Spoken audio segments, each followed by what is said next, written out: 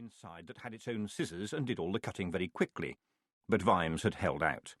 If anyone was going to be using a blade near his face, it was going to be him. Koom Valley, he muttered to his reflection. Anything new? Not as such, sir, said Willikins, turning back to the front page. There is a report of that speech by Grag Hamcrusher. There was a disturbance afterwards, it says. Several dwarfs and trolls were wounded. Community leaders have appealed for calm. Vimes shook some lather off the blade. Ha! I bet they have. Tell me, Willikins, did you fight much when you were a kid? Were you in a gang or anything? I was privileged to belong to the Shamlegger Street Rude Boys, sir, said the butler primly. Really? Said Vimes, genuinely impressed. They were pretty tough nuts, as I recall. Thank you, sir, said Willikins smoothly. I pride myself I used to give somewhat more than I got if we needed to discuss the vexed area of turf issues with the young men from Rope Street. Stevedores hooks were their weapon of choice, as I recall. And yours?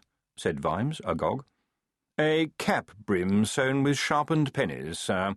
An ever-present help in times of trouble. Ye gods, man, you could put someone's eye out with something like that. With care, sir, yes.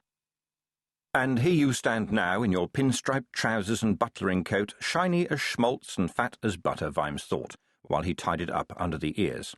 And I'm a duke. How the world turns. And have you ever heard someone say, let's have a disturbance? He said. Never, sir. Me neither. It only happens in newspapers. Vimes glanced at the bandage on his arm. It had been quite disturbing, even so. Did it mention I took personal charge? He said. No, sir, but it does say here that rival factions in the street outside were kept apart by the valiant efforts of the Watch, sir. They actually used the word valiant, said Vimes. Indeed they did, sir. Well, good, Vimes conceded grumpily. Do they record that 2 officers had to be taken to the Free Hospital, one of them quite badly hurt? Unaccountably not, sir, said the butler. Ha! Typical. Oh, well, carry on. Willikins coughed a butlery cough. You might wish to lower the razor for the next one, sir. I got into trouble with her ladyship about last week's little nick. Vimes watched his image sigh and lowered the razor. All right, Willikins, tell me the worst. Behind him the paper was professionally rustled. The headline on page 3 is, Vampire Officer for the Watch, sir, said the butler, and took a careful step backwards. Damn! Who told them? I really couldn't say, sir.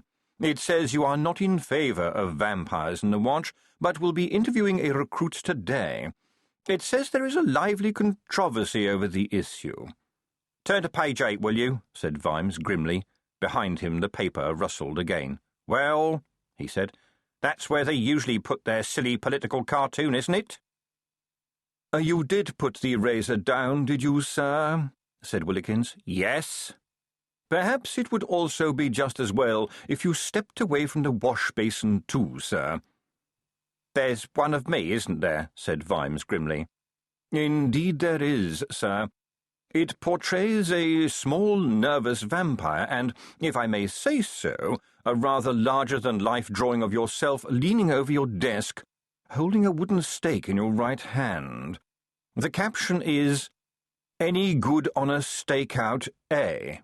As, this being a humorous wordplay referring on the one hand to the standard police procedure. Yes, I think I can just about spot it, said Vimes wearily. Any chance you could nip down and buy the original before Sybil does? Every time they run a cartoon of me, she gets hold of it and hangs it up in the library. Mr. Fizz does capture a very good likeness, sir, the butler conceded, and I regret to say that her ladyship has already instructed me to go down to the Times office on her behalf. Vimes groaned. Moreover, sir, Willikins went on, her ladyship desired me to remind you that she and young Sam will meet at the studio of Sir Joshua at 11 sharp, sir. The painting is at an important stage, I gather. But She was very specific, sir. She said, if a commander of police cannot take time